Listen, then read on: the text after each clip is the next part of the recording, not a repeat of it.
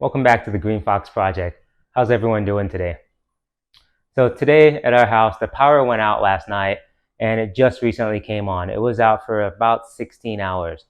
And I was starting to clean up and put stuff away that I used to help me get through the power outage. And I thought it'd be a good idea to make a video and show you guys just some of the things that helped me out and some of the things that you can get that make it a little bit easier when the power goes out at your house. So first, I want to talk about having water stored. This is a 7-gallon container. You don't have to store water in a container like this. You could just store bottled water. You could do something like this, or you can even get a larger 55-gallon drum that you keep water in your garage and you pump it out when you use it, when you need it. Now, when you're going to keep water, you're going to want to make sure you have enough water for your whole family. And a good rule of thumb is having 1 gallon of water per person per day. And that's going to include the water you're drinking, cooking, and cleaning up with. And having 1 gallon per day per person is a good place to start. So when I got up this morning and the power was still out, I went on about my day and made myself some coffee and scrambled some eggs.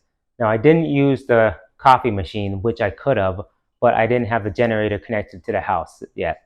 What I used instead was this camp stove that I have, and I used a percolator. This is the one we use for camping.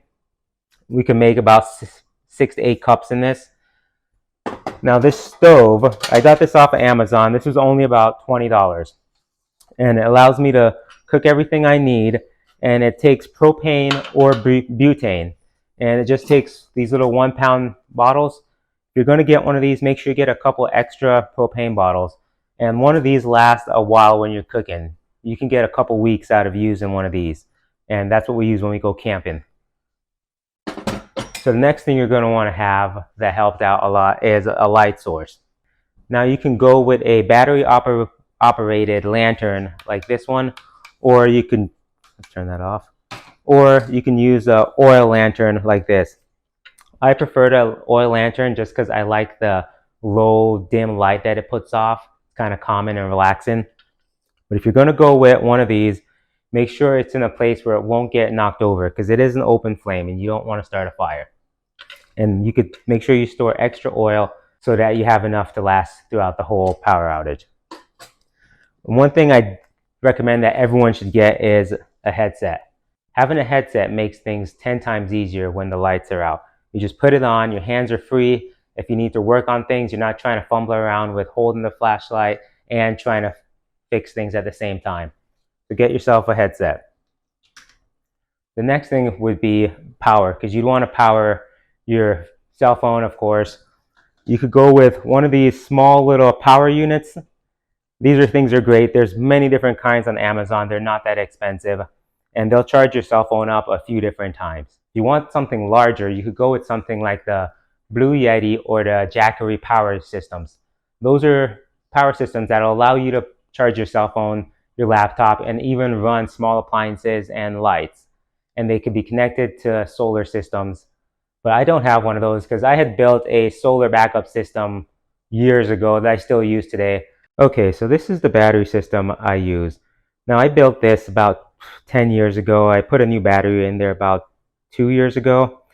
Now all it is a marine battery here that's connected with a power inverter. Now that's a 2,000 watt power inverter, and that'll allow me to run things like this lamp that I use during the night. I could run my laptop, fan off of it. Having one of these is the same as having the Blue Yeti or the Jackery system. It's just that I built it myself. Now I'll show you guys how I connected my generator to the house. Okay guys, this is a generator I use. It's a Harbor Freight Predator generator. It's one of the lower end generators. I figure I probably won't be using it that much, so I didn't want to end up spending like $1,000 on a Honda generator. And then when this can do the job perfectly fine. So I have it connected through this cord here, which runs alongside of the house, and I got this installed by an electrician. And what it is a interlock system, and it allows me to just plug right into this inlet here. It just powers in here, and it splices into the breaker box. I'll show you how it looks on the inside, guys. So you're looking at the inside of my breaker box. Now, what the interlock system consists of these two breakers here. which the generator, once plugged in, feeds into these, and then it back feeds into the whole system. Now, this is part of the interlock system here. I can't turn this on without turning off the main power to the house. I would flip this switch, which then allows this to fall down, and then I could turn the breaker on for the generator. And then I would go through and pick the breakers I want for each room that I'm running in the house off the generator. Now on this generator, I can run my well. I don't run the AC, or it won't power the heat either, because it's an electric heater and it just draws way too much power. I have a backup kerosene heater that I use in the winter if needed, so that's not a big deal that I can't run the heater or the AC. Okay, so while I'm running the generator to power the house, I only keep the generator on for about an hour, hour and a half, and that's just to keep the temperature of the fridge down. But a trick that I use to help keep the fridge cooler is normally I will keep 2-liter bottles in the freezer if I have any room, and then once the power goes off, I'll move them over to the fridge. Now I kept this one in here.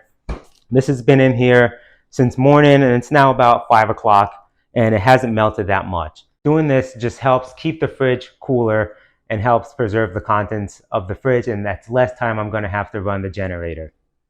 Now, I hope someone found this video useful, and if you did, click the like button and subscribe to the channel. Thank you for watching, and God bless you.